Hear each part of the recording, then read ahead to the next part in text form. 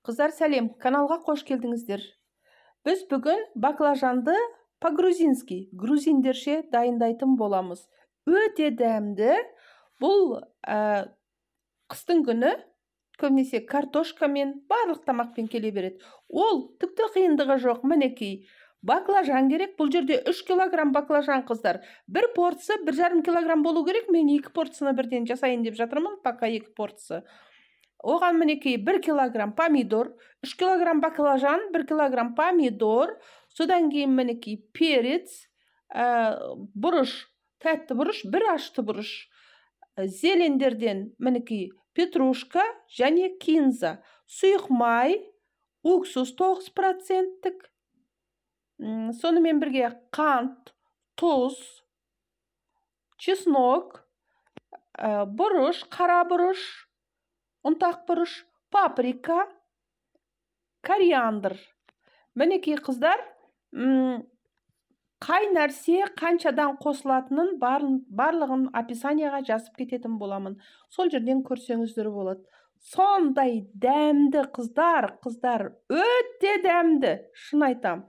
Дайындап көріңіздер міндетті түрде. Грузиндерше баклажан. Мінекей, тура осылай дөңгелек етіп турап аламыз бірінші. Мынау бар ғой, жарты сантиметр. Әрқайсы жарты сантиметр. Үйде кәдімгідей пісірамыз ғой, нені баклажанды қурамыз ғой, тура со сияқты тураймыз ғой. Содан кейін мына баклажанымызды мінекей дөңгелектеп турап алдық. Сосын бұның ішіне 2 қасық, үлкен қасықпен 2 қасық тұз себеміздағы әлгіні араластырамыз. Өйткені баклажанның ішіндегі ашты дәмін мына тұз алып түседі. Сол ішінде. Осылай 20 минут тұру керек. Бірінші мінекей араластырып қойдық қой. Одан кейін 5 минут тұрады да 5 минуттан кейін тағы араластырып жібереміз. Содан кейін барып 15 минут тұрады. Сонда общий бар жиыны бір 20 минут тұрады, қыздар. Горечь дейді ғой орыстар. Аштысы кету керек. Содан кейін помидорды тураймыз. Турағанда бұны біз ет тартқыштан өткіземіз ғой. Ең бастысы сол ет тартқыштың несіне сиятындай болса болды. Мінекей өстіп помидорды тураймыз. Одан кейін тәтті бұрышты тураймыз. Ұзыншақ қып, ет тартқыштан өту керек. Қыздар, мен тәтті бұрыштың несін ортасындағы ұрығын алып тастадым. Хорошо, семенасын алып тастадым. Ал ашты бұрыштың семенасын алып тастаудың қажеті жоқ. Семенасымен бірге. Мінекей, чеснок. Бұның барлығы ет тартқыштан өтеді.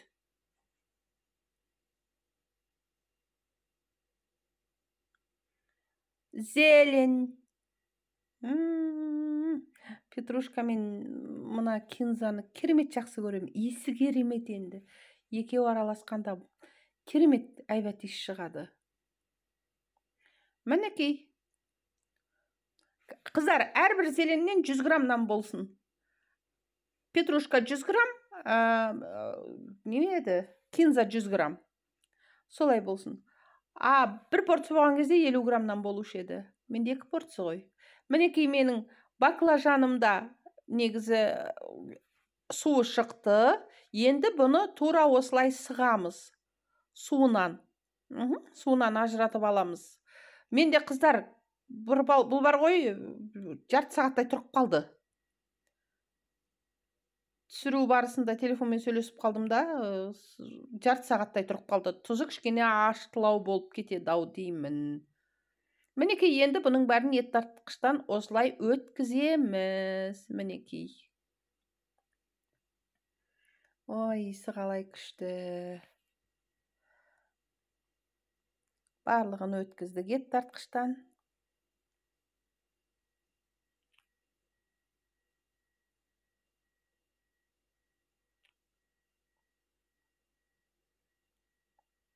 Міне, мынандай болды. Бұны қазір енді біз қоя тұрамыз. Енді баклажанды қуыруға кірісеміз. Газдың астын жағып, табамызды қоямыз. Табамыз қызсын. Қызғаннан кейін май құйып, қыздар, май ары кеткенде бір 4 қасықтай май, үлкен қасықпен. Хорошо? Мүмкін 5 қасық шығар, көп емес. Осылай баклажанымызды саламыз. Кәдімгі үйдегі қуырған сияқты. Бұның асты осылай сәл-пәл қызару керек.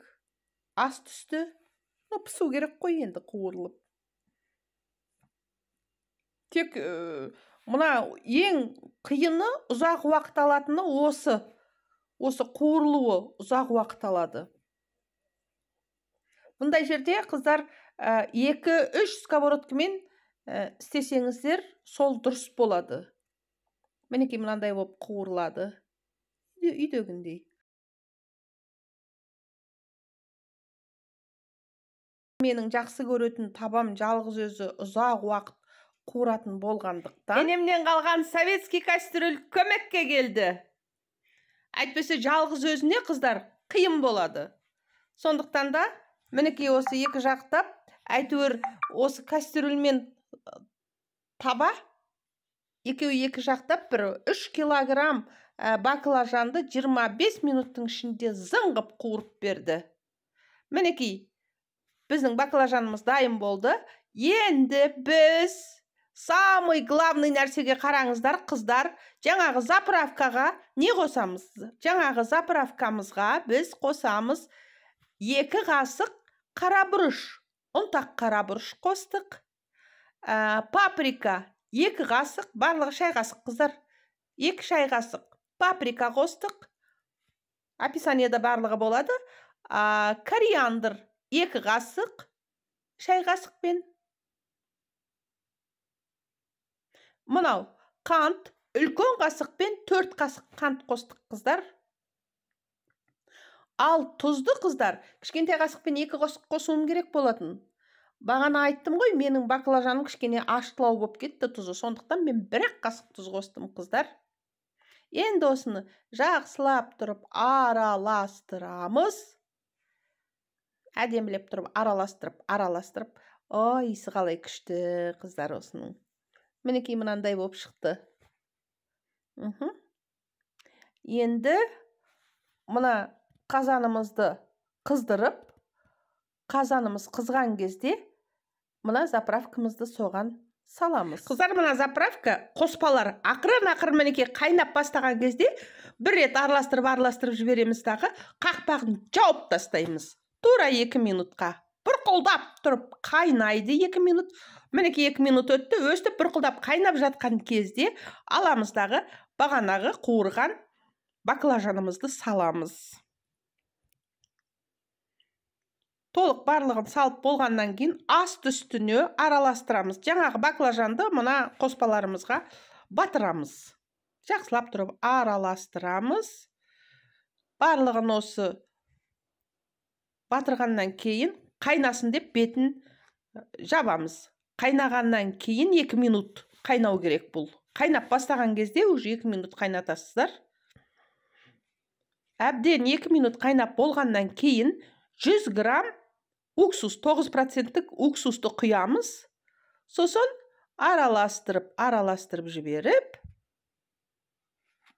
не істейміз? Банкіге саламыз. Банкіні қыздармен 10 минут парладым. Буладым банкіні 10 минут. Ал қақпағын 5 минут қайнаттым суда. Мінекей ыстық қалпында газдың астын ақырын қойып қойдым. Мен бір жола өшірген жоқпын. Газдың астын ақырын қойып қойдым. Ақырын қайнап жатыр. Сол кезде банкілерге саламыз. Мінекей қыздар, банкіге салып, бетін қақпағын жауып, жақсылап тұрып, қақпағын қатты жауып, ыстық қалпында кәдімгі бүкіл солонина сияқты төңкеріп, жылы жерге орап қойып қоямыз. Мінекей қыздар, арнаға жазылып, кішкентай ғана қоңыраушаны баса кетіңіздер. Өте дәмді, өте картошкамен, макаронмен, сондай бір дәмді, бұлай да жеуге болады қыздар. Керемет закуска.